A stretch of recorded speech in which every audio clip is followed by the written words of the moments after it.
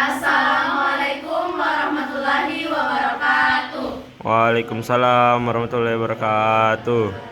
Pertama-tama mari kita panjatkan puji syukur kepada Allah Subhanahu wa taala karena telah memberikan kita nikmat kesehatan sehingga kita dapat berkumpul di ruang kelas ini. Pertama-tama saya mengucapkan terima kasih kepada ibu dan teman-teman yang telah mengizinkan kelompok kami untuk memaparkan hasil diskusi kami. Sebelum memulai presentasi, alangkah baiknya perkenalan terlebih dahulu. Perkenalkan, nama saya Nifla Abdullian Kaspar. Saya Abdul Kamala, saya Nika Wiranto, saya Ira Shura, Saya Nafisan Nurliza. saya Yani Pujalingga, Saya Dewi Komisani. saya Heroni Nanawafia, Saya Rumidia Susaria. Saya Gina Safira. saya Abdul Yusuf. Itulah anggota dari kelompok 1. Langsung saja kita masuk ke materi.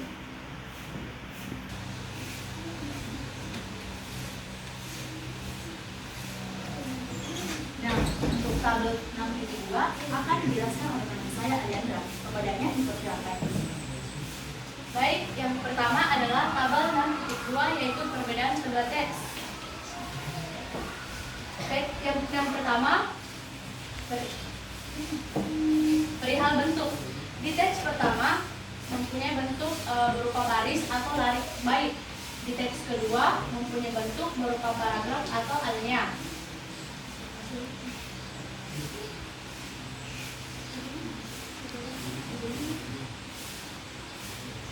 Nah, ini adalah perbedaan teks pertama dan teks kedua.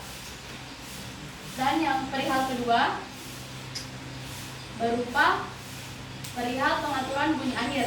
Di teks pertama bunyi akhirnya berbunyi i, sedangkan teks kedua tidak ada pengaturan bunyi akhir kalimat karena dia berbentuk paragraf atau alinea. Perihal ketiga yaitu perihal bahasa. Di teks pertama ada banyak gaya bahasa yang digunakan, sedangkan di teks kedua tidak banyak menggunakan berbagai macam gaya bahasa. Dan perihal keempat ada makna. Di teks pertama itu berisi tentang kematian bisa datang kepada siapa saja, dan di teks kedua berisi tentang anak yang mencari tahu keberadaan anaknya. Dan perihal terakhir yaitu perihal kelima yaitu perihal sifat. Di teks pertama bersifat sugestif dan asosiatif yang bertujuan untuk membangkitkan perasaan kepada pembaca, dan di teks kedua bersifat teks yang memberikan informasi, penjelasan, dan uraian. Materi selanjutnya akan dijelaskan oleh Ayla Ashura. Baik, itu tadi penjelasan mengenai tabel 6.2 yang dibawakan oleh Aliandra. Selanjutnya, tabel 6.3 yang akan dibawakan oleh Ayla Ashura. Kepadanya dipersilakan. Baik, terima kasih atas kesempatannya. Jadi di sini saya akan melanjutkan tabel 6.3 yaitu pengertian puisi. Jadi di sini saya sudah mengambil beberapa pengertian puisi dari berbagai sumber. Sumber yang pertama yaitu KBBI atau Kamus Besar Bahasa Indonesia. Jadi menurut KBBI, puisi adalah ragam sastra yang bahasanya terikat oleh irama, matra, rima, serta penyusunan larik dan bait. Sumber yang kedua yaitu Wikipedia. Jadi Wikipedia menjelaskan puisi merupakan salah satu jenis karya sastra yang gaya bahasanya sangat ditentukan oleh irama, rima, serta penyusunan larik dan bait. Sumber yang ketiga yaitu Gramedia. Jadi menurut Gramedia, puisi adalah karya sastra yang berisi tanggapan serta pendapat penyair mengenai berbagai hal. Yang keempat, menurut Herbert Spencer. Jadi menurut Herbert Spencer, puisi adalah salah satu bentuk pengungkapan gagasan yang bersifat emosional dengan mempertimbangkan keindahan dan efek estetis lainnya.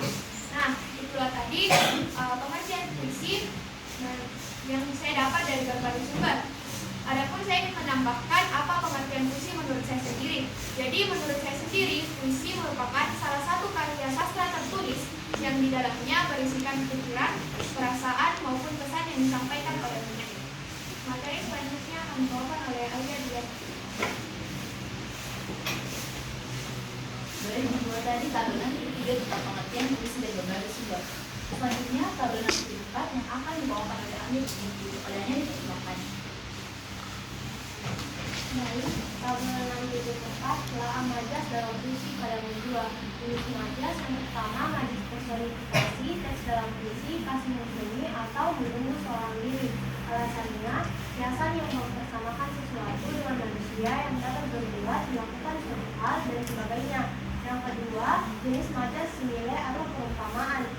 Teks dalam puisi majas simile ditemukan pada bait puisi serupa darah di balik tirai. Alasannya, majas perbandingan atau perumpamaan yaitu menyamakan suatu hal dengan hal lain melalui penggunaan kata-kata pembanding, bagai, bab, seumpama, laksana, dan lain-lain. Yang ketiga, jenis majas metafora. Teks dalam puisi pada bait kaulah kandil kemerlap pelita jendela di malam gelap ditemukan. Alasannya karena bait tersebut menggunakan kiasan yang langsung namun tidak menggunakan kata pembantu.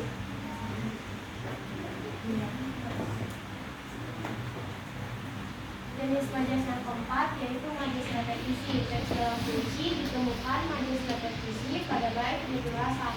Alasannya bait tersebut termasuk majas repetisi karena berupa pengulangan kata-kata dan memiliki efek kecerdasan. Dan yang terakhir, jenis majas superbola.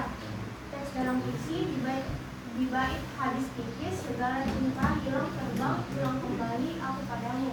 Alasannya bait ini termasuk majas hiperbola karena menekan sesuatu dengan melebih-lebihkan. Selanjutnya akan dibawakan oleh Nova. Baik, itu tadi penjelasan tabel 6.4 yang dibawakan oleh Ali Dianti. Selanjutnya, tabel 6.6 yang akan dibawakan oleh Pernisa Naura. Kepadanya dipersilakan.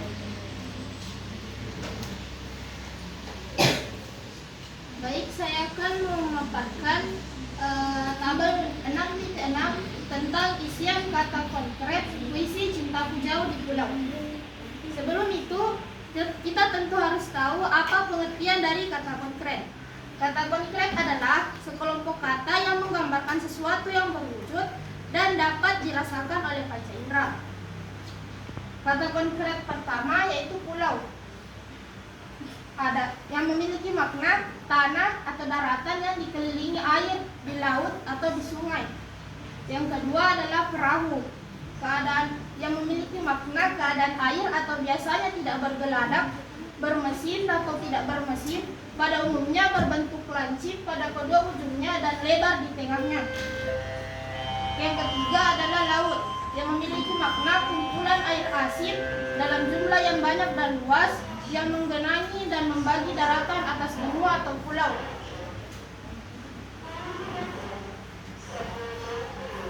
Kata keempat adalah air, yang memiliki makna cairan jernih, tidak berwarna, tidak berasa, dan tidak berbau, yang diperlukan dalam kehidupan manusia, hewan, dan tumbuhan yang secara kimiawi mengandung hidrogen dan oksigen.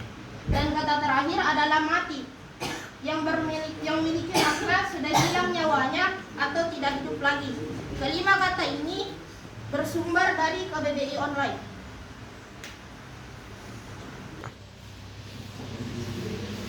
Itu tadi penjelasan mengenai tabel 6.6 yang dibawakan oleh Pernisa Naura. Selanjutnya, tabel 6.7 yang akan dijelaskan oleh Nafida Cisaria. Kepadanya dipersilakan. Selanjutnya adalah tabel 6.7, ya, tentang isian majas puisi ibu karya Zawawi Enver. Nah, sebelum saya menjelaskan tentang tabel 6.7, sedikit saya akan membahas tentang apa itu majas. Jadi majas adalah suatu bahasa yang digunakan untuk menimbulkan efek tertentu, di mana dengan cara membandingkan objek satu dengan objek yang lainnya. Nah, pada tabel 7 yang kelompok kami ambil, di sini kami mengambil dua jenis majas, yaitu metafora dan simile. Majas metafora adalah majas yang digunakan untuk membandingkan objek satu dengan objek yang lainnya, di mana kedua objek tersebut memiliki sifat yang hampir mirip. Kemudian majas simile yaitu majas yang merupakan majas yang digunakan untuk membandingkan objek satu dengan objek yang lainnya, yang merupakan perbandingan eksplisit. Dan pada majas simile ini biasanya menggunakan kata penghubung. Nah, kembali lagi pada tabel 6.7. Jenis majasnya yang pertama yaitu metafora. Garisnya tersendiri yaitu ibu adalah buah kata-kata. Yang kedua yaitu majas simile. yaitu kasihmu ibarat samudra. Nah, seperti yang saya bilang. Yang kedua yaitu jenis majasnya majas senilai. Yang seperti yang saya jelaskan sebelumnya bahwa majas senilai itu biasanya menggunakan kata penghubung. Nah, pada larik tersebut terdapat kata penghubung yaitu ibarat. Kasihmu ibarat samudra, ibarat sebagai kata penghubungnya. Kemudian yang ketiga yaitu jenis majas metafora. Nah, lariknya tersendiri yaitu bidadari berselendang biang lalat. Itu penjelasan tadi mengenai tabel 6.7. Selanjutnya, tabel 6.8 yang akan dibawakan oleh Afika Aurelia. Kepadanya dipersilakan. Baik, di sini saya akan melanjutkan tabel 6.8. Sebelum masuk ke tabel berikut, kita akan menjelaskan apa yang dimaksud dengan pengimajian. Jadi, pengimajian ini adalah kemampuan untuk membayangkan atau menghasilkan gambar dalam pikiran yang tidak terlihat atau bisa juga disebut dengan imajinasi. Berikut jenis pengimajian yang pertama ada penciuman. Lariknya itu sumur-sumur kering, daunan pun gugur bersama reranti hanya mata air mata ibu menunjuk ke langit kemudian ke bumi. Yang kedua ada penciuman. Lariknya itu saat bunga menyumbang bau sayang. Yang ketiga perasaan. Di hati ada mayang siwalan membutuhkan sari-sari kerinduan. Yang keempat perasa. Lariknya itu sedap kopior susun. Itu tadi penjelasan mengenai tabel 6.8. Selanjutnya, penjelasan tabel 6.9 yang akan dibawakan oleh Dina Safira. Kepadanya dipersilakan. Oke, selanjutnya ada tabel 6.9 isian kata konkret puisi ibu. Kata konkret yang pertama yaitu bunga, berada di larik saat bunga kembang menyerba, memiliki makna tanaman yang berbunga. Kemudian kata konkret yang kedua adalah kering, lariknya sumur-sumur kering, daunan pun gugur bersama ranting, memiliki makna musim kemarau. Kemudian kata konkret yang ketiga langit dan bumi, berada di larik ibu menunjuk ke langit kemudian ke bumi, memiliki makna hidup tidak boleh sombong tetapi harus merendah. Terima kasih. Itu tadi penjelasan mengenai tabel 6.9. Selanjutnya, tabel 6.10 yang akan dibawakan oleh Afika Nurul Isa. Kepadanya dipersilakan. Baik, selanjutnya tabel 6.10 yaitu isian kata konotatif puisi ibu. Baik, sebelum itu kata konotatif adalah makna kata yang tidak sebenarnya. Kata yang telah dimasukkan dengan makna kata lain yang pada umumnya mengandung imajinasi dan kata-kata yang menggugah rasa. Tabel 6.10 yang berisi kata konotatif pada puisi ibu yaitu yang pertama adalah buah peterpaan, yang kedua adalah sakal, yang ketiga adalah mencuci lumut pada diri, yang keempat adalah berlayar. Buah peterpaan itu artinya adalah tempat kembali, sakal adalah hambatan, mencuci lumut pada diri yaitu membersihkan diri, dan yang keempat yaitu berlayar yaitu menjalani hidup. Baik, itu tadi penjelasan mengenai tabel 6.10 yang dibawakan oleh kita. Selanjutnya, tabel 11 akan dibawakan oleh saya sendiri.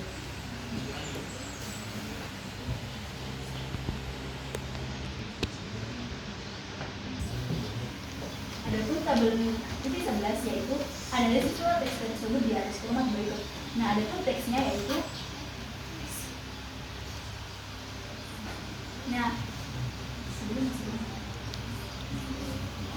adapun teksnya yang berjudul pro dan kontra puisi esai. Nah, sebelum saya menjelaskan lebih dalam tentang tabel tadi, saya jelaskan dulu apa itu pro dan apa itu kontra. Jadi, pro adalah lebih proaktif, yang artinya di mana suatu individu atau kelompok setuju atas hasil diskusi. Sedangkan kontra adalah lawan kata dari pro, di mana suatu kelompok yang menentang atau tidak setuju dengan hasil diskusi.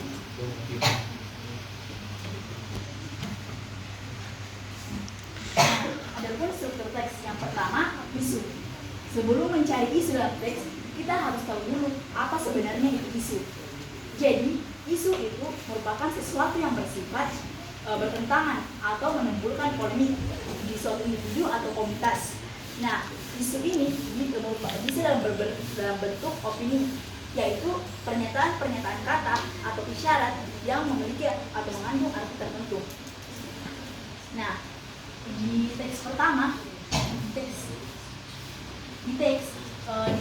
yang isunya itu terdapat di paragraf pertama, karena di paragraf pertama menjelaskan tentang adanya perdebatan antara puisi esai. Ada pihak yang tidak setuju dengan adanya puisi esai. Nah, untuk yang kedua, bagian pro. Nah, bagian pro ini terdapat di paragraf 2 dan 3. Nah, di sini ada kata pihak yang mendukung. Dilihat dari pengertian pro tadi, yang artinya individu atau kelompok yang setuju terhadap suatu hasil diskusi. Di sini paragraf 2 ada yang mengatakan bahwa pihak yang mendukung beranggapan bahwa perpustakaan Indonesia saat ini didukung oleh puisi esai. Kemudian di paragraf 3 juga ada yang mengatakan bahwa beberapa pihak yang mendukung bahkan bergerak untuk meningkatkan baru puisi esai.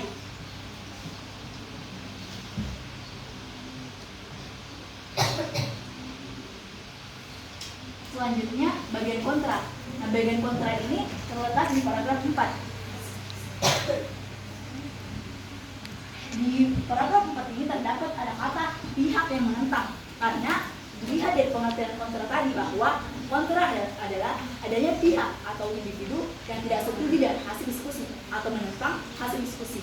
Nah, di paragraf 4 inilah ada kata menentang, berargumen bahwa puisi biasanya identik dengan fiksi dan bersifat imitatif, bukan berdasarkan esai.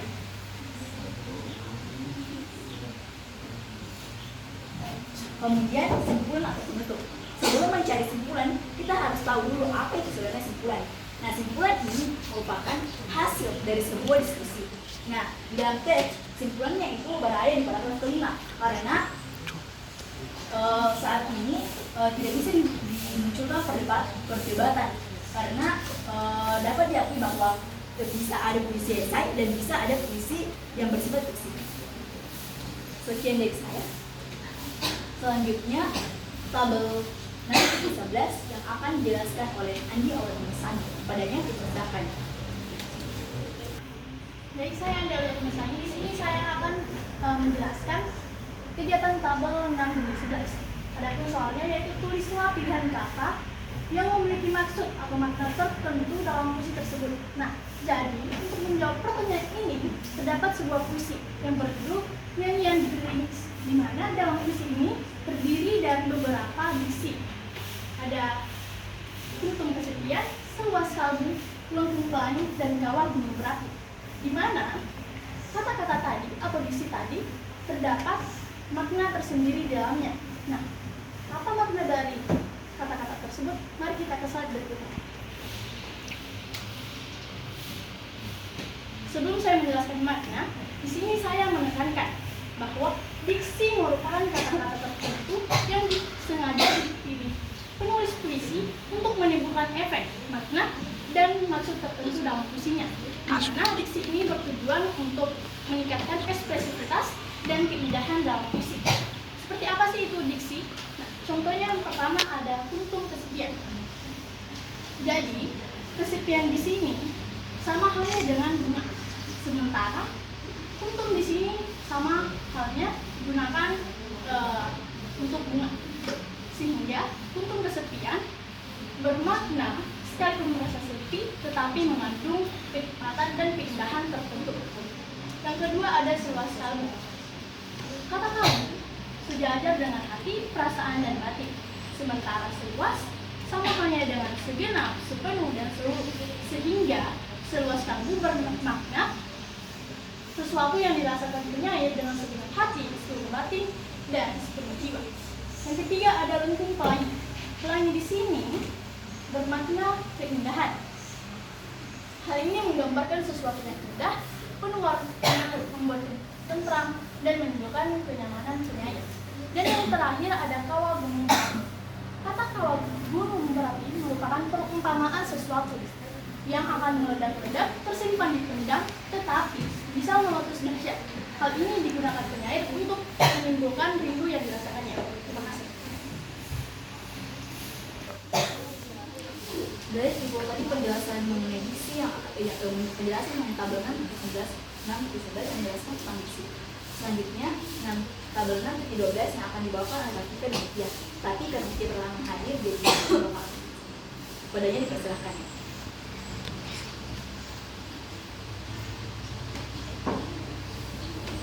Nah, selanjutnya saya akan melanjutkan tabel 6-12, yaitu isian majas puisi nyanyian gerimis. Jenis majas, personifikasi dari nyanyian gerimis, efek atau pesan yang ditimbulkan, yaitu gerimis menangis seolah manusia. Yang kedua, personifikasi larik, juga tadi yang itu, efek atau pesannya yaitu burung terbang tetapi menggunakan istilah menari seperti manusia. Yang ketiga, metafora. Lariknya dipetik hangat percakapan juga gerak hikmah. Efek atau pesannya dipetik harusnya untuk bunga atau batang, tetapi pada puisi tersebut digunakan untuk kesepian. Yang keempat, nilai. Lariknya yaitu demi kuntum kesepian yang mekar seluas kalbu. Efek atau pesannya yaitu kesepian yang terjadi sudah lama.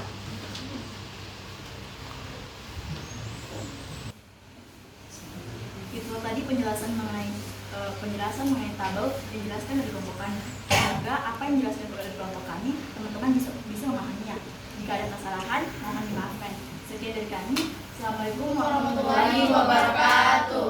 Waalaikumsalam warahmatullahi wabarakatuh.